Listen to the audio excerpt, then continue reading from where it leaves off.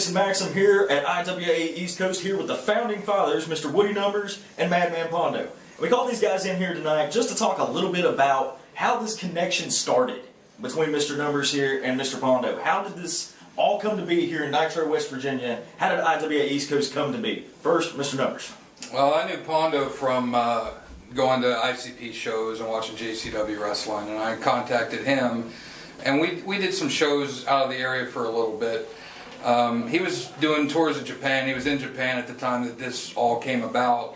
I told him, Pondo, you know, we need to run a show in West Virginia. We need to have a company here because all the companies were running local guys, same matches night after night. There was 7 different companies. That's why I didn't think it would work. Go ahead.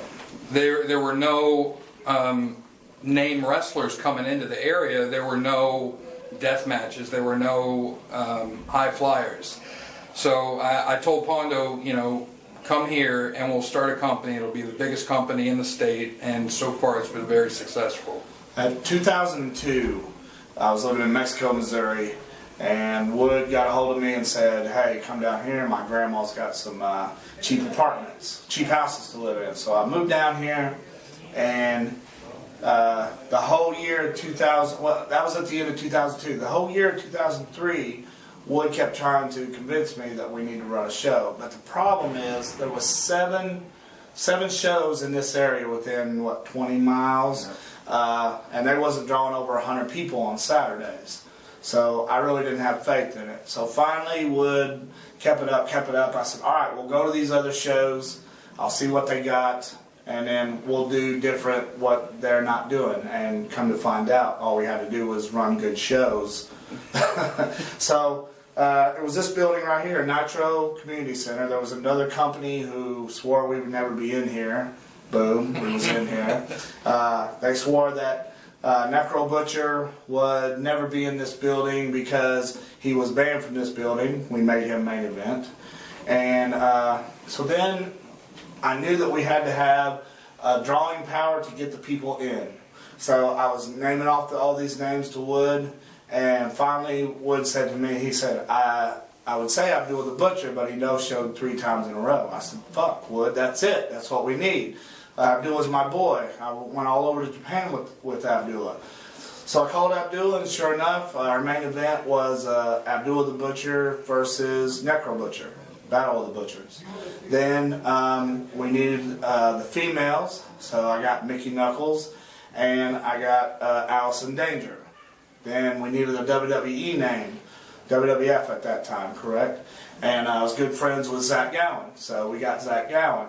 Then I wanted to do something that nobody else has done in this area, so I contacted Big Japan and asked them would they be willing to fly a couple of Japanese people over. So that's how we got Sakimoto versus Ian Rotten, and then we got Ryuji Ito versus me, and what was it, just a tables match? I can't remember what the fuck that was called. Some property got damaged a little bit. It's IWA East Coast, of course it did. So we moved on to the National Guard Armory. And got away with murder. Yeah, later. Killed it there. The guy would give us the keys and said, call me when you're done with the show. Shit, that's every deathmatch company's dream right there. So, you know, we got away with a lot of shit there. Then we invited the owner of the rec center in South Charleston, Joe. And he came to the show because we knew when we started running the rec center that there'd be a bunch of hen pickers calling Joe saying, oh, those guys, you know, they don't run a good show, they destroy property. So we had the owner, or the guy running the building, come to our show. We had Raven on that show. We drew 300 people, and you know, we just took off from there. And IWA East Coast, I would say, was very successful. And you know, I used my thinking skills. We didn't want to just be a company. We wanted to be a company that was out there. So I contacted my friends at Smart Mark Video, and they came in and filmed it for us. And then, you know, on Smart Mark Video, everything started going from there. Then Wood kept saying we need to do a deathmatch tournament. But the problem is, I've been in some deathmatch tournaments, and we didn't have enough collateral to do one. But the minute that we saved up enough money, we had Masters of Pain 2006.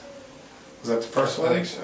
And, you know, everything took off from there. So, pretty well, Wood was the founding father, but I get all the credit. But, Yeah, I definitely heard you being called the godfather of IWA. out of the two, I would say maybe I'm the more popular one, but I'm the better looking one. of course. Now that's strictly up to the viewers to decide right here. Come on, that's all you gotta do is look.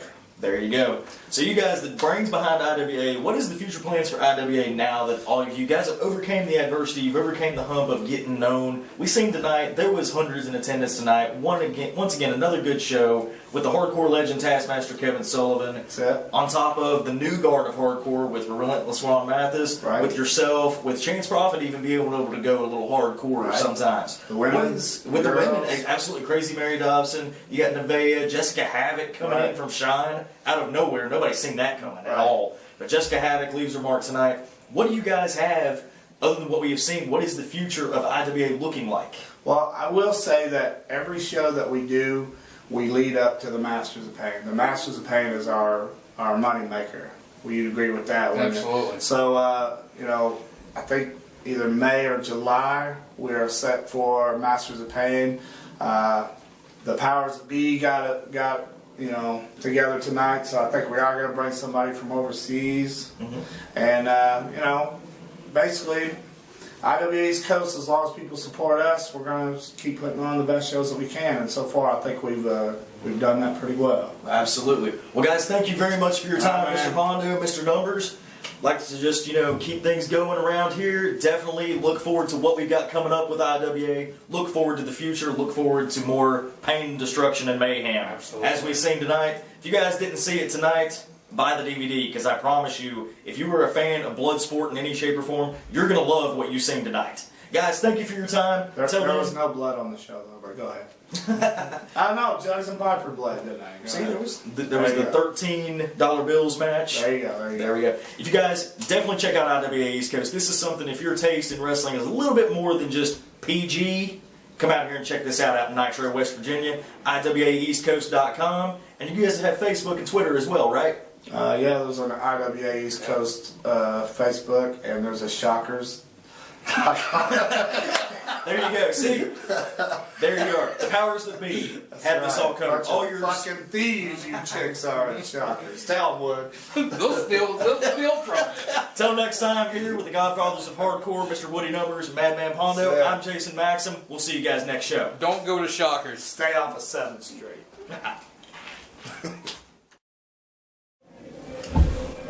Hello everyone, this is Jason Maxim for IWA East Coast here with some post-match comments from the Taskmaster and NWA WCW legend himself, Kevin Sullivan. Jason, you said I could say anything, I gotta get over it. Fuck.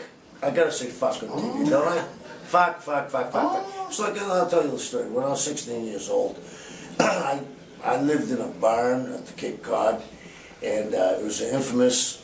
We used to bring girls over, and one night the cops came in and raided us, and because we were all underage drinking, and they said to, one of them said, "Hey, we've heard several fucks coming from here." And I felt like saying, fuck. So that was off the chart, so let's go. All right. We did an indie show tonight. It's IWA East Coast. This is an indie show. Kevin Sullivan, I just want to ask that nowadays the NWA brand that you worked under in the 70s in its glory day has turned into an umbrella name for independent wrestling. Mm-hmm.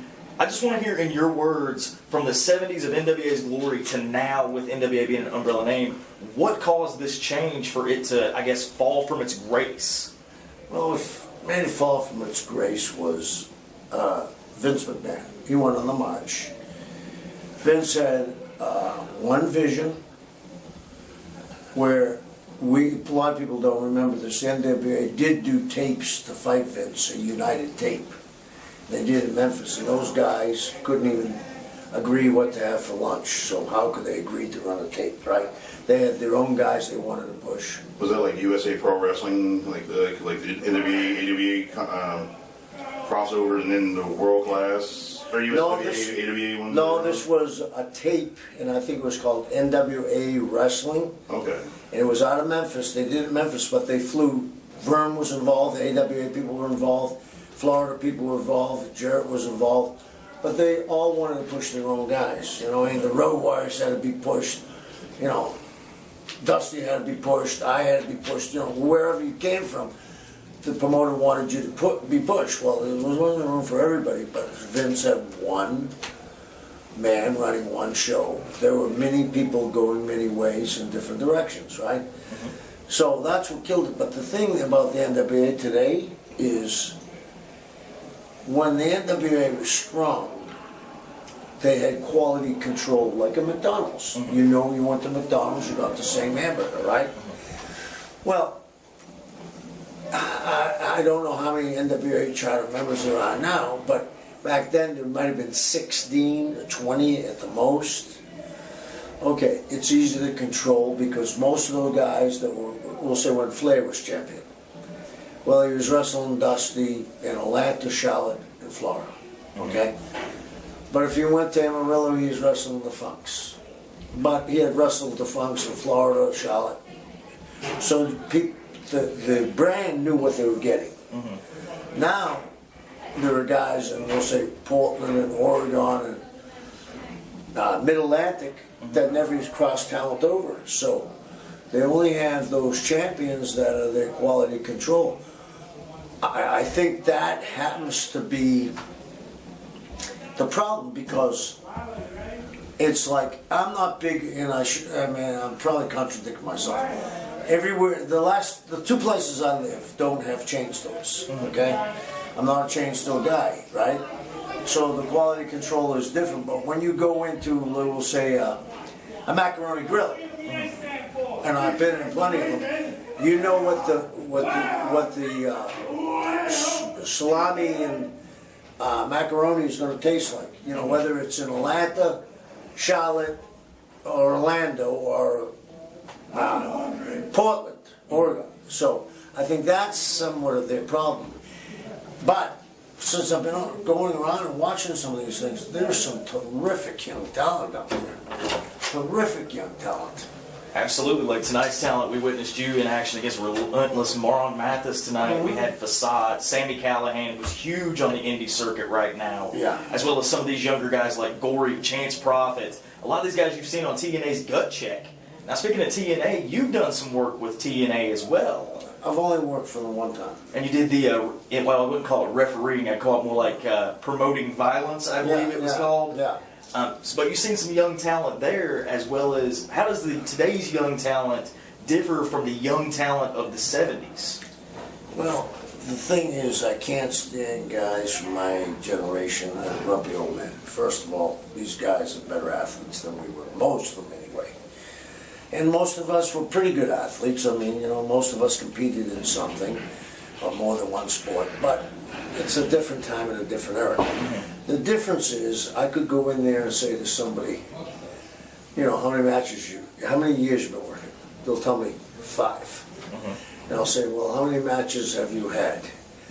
And they'll say, well, I've had 110. Well, when I started wrestling, the first year I wrestled 347 days for the year. On a Saturday morning, I would wrestle Knoxville TV Saturday morning, Chattanooga TV Saturday afternoon. I'd be on the first match in Chattanooga house show. I'd be flown to Birmingham TV and wrestle on the Birmingham TV at midnight. Plus, when I was being in a tag match in smaller towns, I opened the card up in the singles match and come back in the main event. So, add how many times, I had 1,000 matches in my first year. The thing is, these guys don't have enough places to go to work. I mean, the match that you were talking, Sammy's, came close in my mind. It was one step below a Bret Hart, Shawn Michaels match. And how these kids learned is beyond me. I mean, they're very innovative. But could you imagine if these kids, how far along they'd be if they worked 5 times a week?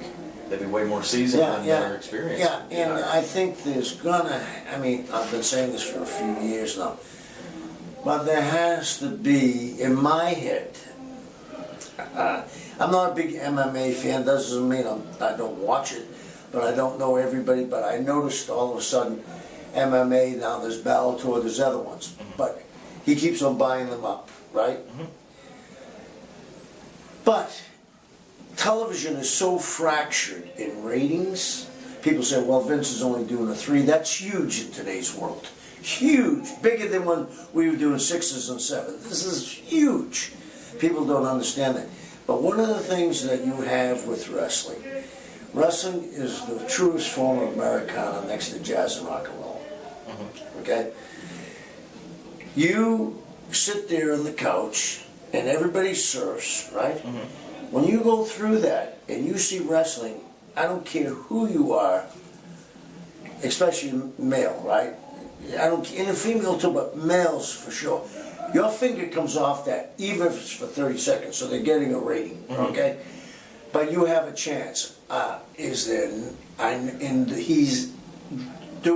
$1 billion worth of business. TNA, I don't know what they're doing, but they're out there and they must be doing pretty good ratings. But isn't there somebody that's looking at this as a business, some rich guy saying, if he did it, can't there be another promotion? There gotta be, if, you know, the fight game when it was really hot, there was Don King, Bob Arum, a bunch of local fights, you know. Ernie Terrell used to be a proponent. So where I'm going with this is, I think there has to be, eventually too, for Vince, I know these training camps he's building, he's gonna have to almost do, like, I'm a big, huge baseball fan, as most people know. He's going to have a minor league. He's going to have a single A club, a double A club, and a triple A club. And he's going to have to subsidize it. And he's going to have them in different regions so they all don't come out and work the same way. Yeah. You're talking about with the separate promotions and Vince, you had being a monopoly and the billionaire who's looking at this. You did some time booking for WCW back in the time period. And we all know the controversy that surrounded Vince Russo showing up, and everybody blames him for the death of WCW. What can you tell me about, I guess, you from being there, what really happened? What was the demise of WCW being a top product to nothing? When WCW was created and NWA was bought out, I became a friend of the guy that was the acquisition guy. He was Turner's acquisition guy. And I treated him nicely, I think, because he said to me one time, you know, you're the only one of the few guys that's treated me nicely. Well, when it was time, when AOL merged, I got a call from my secretary, and she said, there's a Blair Underwood here to see you. I said, okay. He came in, and he told me, it's over. I said, what do you mean? He said, AOL does not want wrestling. You're going to have a guy in your sandbox overlooking what you're saying. I had complete creative control. I said, no, it never happened. The first week there was a guy in the production meeting. The second week he was telling me what to do. AOL did not want wrestling. They didn't care what the ratings were. Because they didn't like Ted and Ted liked wrestling, so they got rid of it. And the other one about Russo and Ferrara, I can't knock anybody. Because you either like vanilla ice cream or you like chocolate. I'm more of a vanilla ice cream. Okay. I didn't like what they did, but that doesn't mean they were wrong. I just didn't like it. Wasn't my cup of tea. Exactly. I'm more for the willing suspension of disbelief that, you know, people paid to see Goldberg because they thought this guy's real. Yep. When I was a kid, I had wrestled amateur from the time I was 8 years old. I knew wrestling was all bullshit. And I used to go and I used to think it was a pretty good show. And then I saw the original Sheik. And I said, I don't give a shit. That guy's real. The building moved, there was vibration, there was something. So I was like, I always say, wrestling fans, it's Christmas morning, They're 11 years old. They're getting up a little later because they're 11, because they know mom and dad's got to take the presents out, but this is the last year they believe in Santa Claus. They want to believe. Wrestling fans want to believe that this was a real fight. I mean, I did the thing with Pillman, where people still don't know if it was a real fight or not. So, I mean, it could have been a work, but people don't know. But people have always said to me, I mean, I got a big compliment one time, WWE guys bought the pay-per-view because they want to see us fight. I don't believe it's an athletic event. Other people believe it's all show. I don't believe that way. These guys are athletes. Absolutely.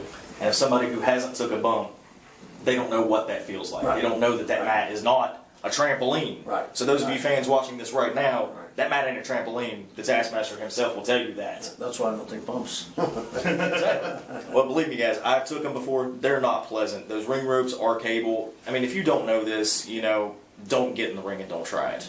But if you are dead serious about this sport, you have to be an athlete. Yeah. It's that simple. I mean, and these guys spend a lot of time in the gym. They can get hurt. And what amazes me is what these kids do today. And very few have been really seriously injured. It's, I mean, they go out there and they lay their life on the line. I mean, the match tonight was as good a match as I've seen. Absolutely, in years. it was. It was fabulous. I sat there at the sound table, and we even was looking at each other going, ooh, because, I mean, that's the reaction. And that's when you know they put on a good match, when you are getting those of us that work there to even jump to our feet and look. You know that they're there for the fans, they're there for everybody, and when those guys are laying it out there, they are making us all believe. Right, and they're laying their heart and soul on the line. Well, Kevin, let's kind of span a little bit here. What are your future plans? You were talking about the documentary a little bit ago. You're going to do some TV work. Any plans as far as wrestling goes? Any plans on making any legendary appearances in either Impact or in WWE? More indie show? What are your plans in the sport? Well, when I get up every morning, I think it's a plus, So, I mean, I've had my day in the sun. I've enjoyed the wrestling business. Of course, we still have it in our blood with something. It would be nice to go out with something, yeah. But I enjoy coming to these shows now and watching the younger guys work. And it gives me a sense of fulfillment that I see guys work and I can talk to some of these young men and say, hey, I was just doing a little different. Doesn't mean I'm right. But just think what I said, maybe you could get something out of it, because people were nice enough when I was a young guy to give me some encouragement. So we're supposed to pass this on. Absolutely. This is a sport that, is passed from generation to generation, from the old guard to now. And that's what's wrong with this sport, because we have no written history. We're like a tribal society. Everything's oral. And because the school has dried up into one school, when I was a kid, there was a guy, Dizzy Davis, that did a move where he jumped on the top rope, held it down, hooked his leg in between the rocks and took you out. Well, Dizzy was out of the business for 20 years, but that move was called the Dizzy Davis. And the Pat O'Connor roll-up and the Lou Thesz press, they lived on forever because that was part of history. Now people don't even know who Lou Thesz was. You can't ask today's wrestling fan who thinks John Cena is a legend and say, who's Lou Thesz? They're going to be like, Right. Well, Kevin, it was great talking to you Thank here, you, getting to know you a little bit. It was great, your matchup tonight against Ron Mathis. You proved that with a career spanning the course of 5 decades, the Taskmaster still has it. Thanks. The kid was very good. Even the guys in the back behind us here that you can't see are getting involved in this, because people have lined up just to see an interview with a true legend, a true NWA legend, WCW legend. It is an honor to be standing here with you, Mr. Sullivan, and I hope to work with you again. Until next time. Same thing. Thank you, guys. I appreciate it. Until next time, for IWA East Coast, I'm Jason Maxim. This is the Taskmaster Kevin Sullivan saying, we'll see you out there.